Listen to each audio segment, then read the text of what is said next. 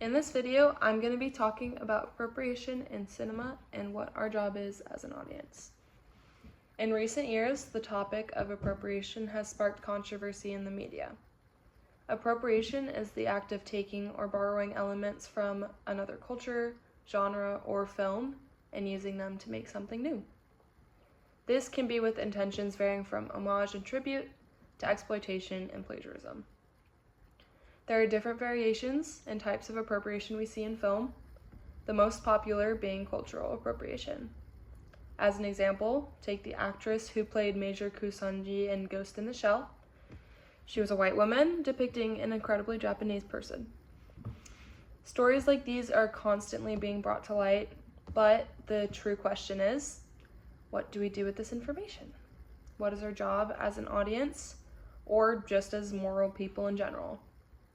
Then comes the ever-controversial topic. Should we separate art from the artist? I truly believe that we can never fully separate the pair, no matter how much we try. Reading the Harry Potter series will never be the same. Listening to Michael Jackson, watching Manhattan, the list goes on and on.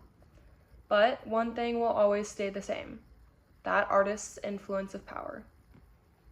The more we consume and support these artists, the more we promote bad behavior. We just simply cover the eyes of those consuming and say, but look what they made. Sure, they might be terrible people, but Purple Rain sure rocked. As much as it pains you to let go of these masterpieces, because some of them are, you also have to think about the catalyst of your decisions. Continuing will only make you feel guilty. Every time you read the next chapter of Harry Potter the Sorcerer's Stone, you'll also hear the transphobic and outlandish things the author has openly stated in interviews. Whether it's conscious or not, we fall in love with both. Once we start supporting the art, we're actively supporting the artist as well. Just as the sword is an extension of the arm, the pen is the extension of the poet. Films move people, in more ways than one. They're supposed to tell you a story, one of enchantment, prejudice, or romance.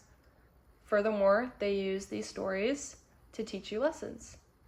Every movie ends with a lesson, whether something cheesy like be true to yourself, or something regarding the corruption of power.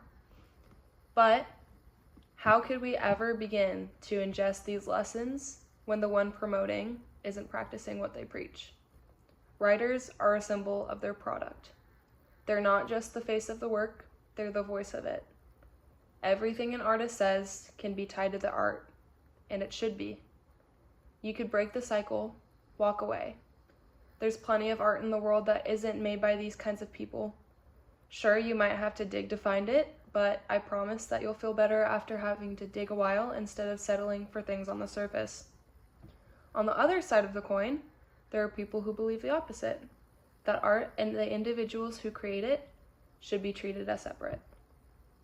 As an article published to the Rolling Stone state, art is made by its audience's perception and interpretation. It is the audience who imposes the art's meaning and merit. The creator of the art is detached from it at the moment the figurative pen lid clicks shut. The author, Howard Murphy, continues to explain by listing some of the artists who have done terrible things, yet changed the music industry for the better, such as Wagner. But should we have let that slide? So that's our job as consumers, making up our own minds about art. It's difficult, but we as the audience should keep a conscious and not mindlessly consume. The more we do that, the more we lose ourselves and our morals. Thank you.